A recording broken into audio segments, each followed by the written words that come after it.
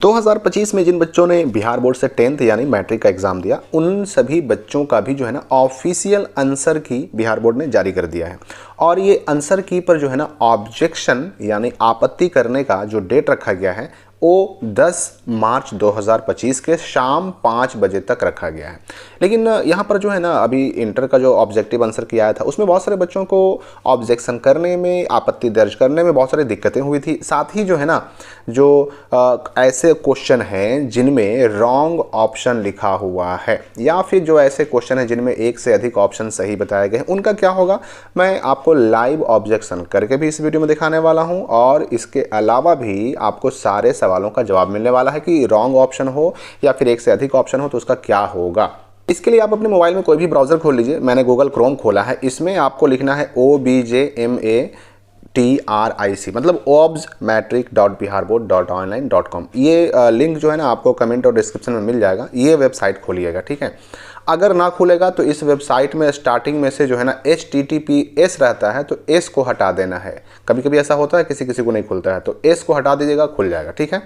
खुलने के बाद आपको सबसे पहला काम ये करना है, क्योंकि देखिए ये काम नहीं कीजिएगा ना तो आपका ऑब्जेक्शन होगा ही नहीं, सबमिट कर ही नहीं पाएंगे। सबसे पहला काम तो आपको ये करना है कि आपका यहाँ पर देखिए ध्यान से डेस्कटॉप साइट जो है मैंने यहाँ टिक लगाया हुआ है, ये आपका डेस्कटॉप साइट टिक लगाया हुआ होना चाहिए। अगर मोजिला फायरफॉक्स है तो उसमें भी डेस्कटॉप साइट जो है आपको ऑन करना होगा।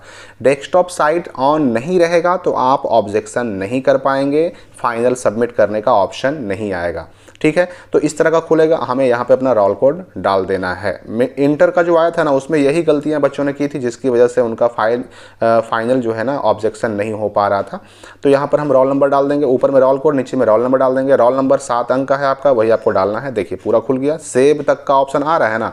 और जबकि बच्चे जो अपने मोबाइल से कर रहे थे वो डेस्कटॉप साइट ऑन ना करने की वजह से उनका सेव का ऑप्शन नहीं आ रहा था। अब हमें करना क्या है, देखिए करना हमें ये है ना कि सबसे पहले तो हमें अपना डिटेल मिला लेना है कि यहाँ पर हमारा अपना ही डिटेल है, ठीक है। और उसके बाद हमें यहाँ पर विषय यानी सब्जेक्ट चुनना है जिस विषय में हम अपना जो है आंसर की मिलाना चाहते हैं। जैसे एग्जाम्पल के लिए मान लीजिए कि हमने सोशल साइंस चुन लिया, ठीक है। सोशल साइंस चुनते ही यहाँ पर ओपन का ऑप्शन आ जाएगा। ओपन पर जैसे ही क्लिक कीजिएगा ना आपका डाउनलोड करने का ऑप्शन आएगा, उसके बाद डाउनलोड कीजिएगा तो आपका सोशल साइंस का ये जो आंसर की है खुल जाएगा। अब यहाँ पर देखिए सोशल साइंस में क्या है मामला, wrong option, wrong option, wrong option, यहाँ भी रॉन्ग ऑप्शन, यहाँ पर A और C दोनों सही बताया गया, यहाँ पर भी A और C दोनों सही बताया गया।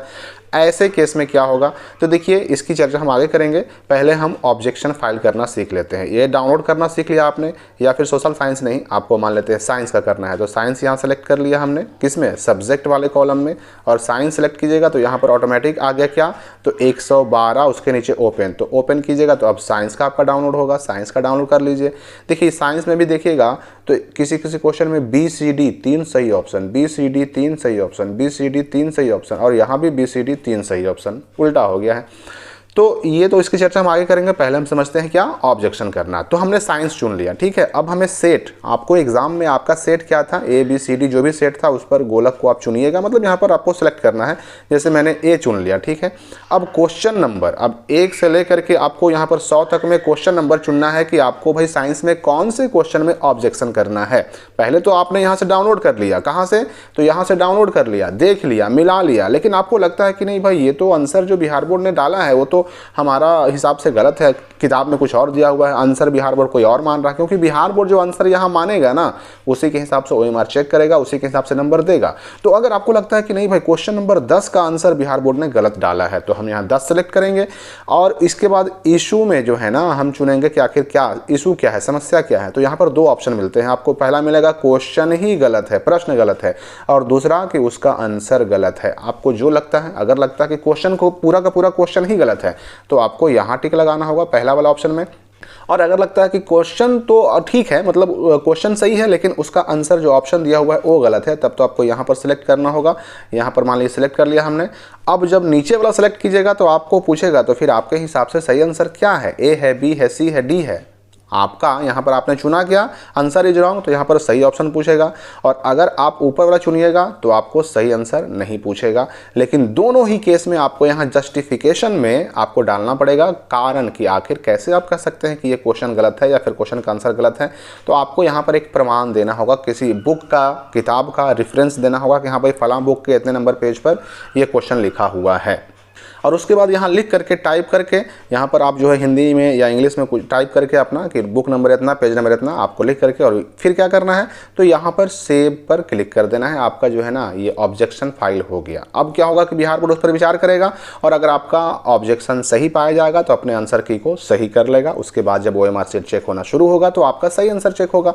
अब देखिए कि उसमें जो ऑप्शन में जो एक से ज़्यादा सही ऑप्शन थे या फिर रॉन्ग ऑप्शन था, उसका क्या मामला है।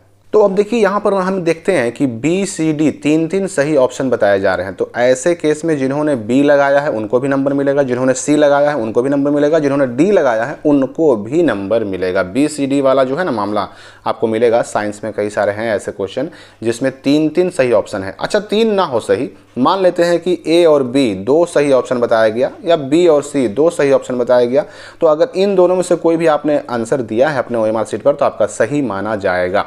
लेकिन सोशल साइंस में मामला क्या है कि सोशल साइंस में बहुत सारे क्वेश्चन ऐसे हैं जिनका रॉन्ग ऑप्शन लिखा हुआ है। तो देखिए रॉन्ग ऑप्शन वाला का नंबर सबको मिलेगा, चाहे आपने आंसर दिया हो या ना दिया हो, चाहे आपने खाली छोड़ दिया हो या ABCD में से कोई भी आंसर दिया हो, रॉन्ग ऑप्शन जिसमें है उसका नंबर सबको मिलेगा।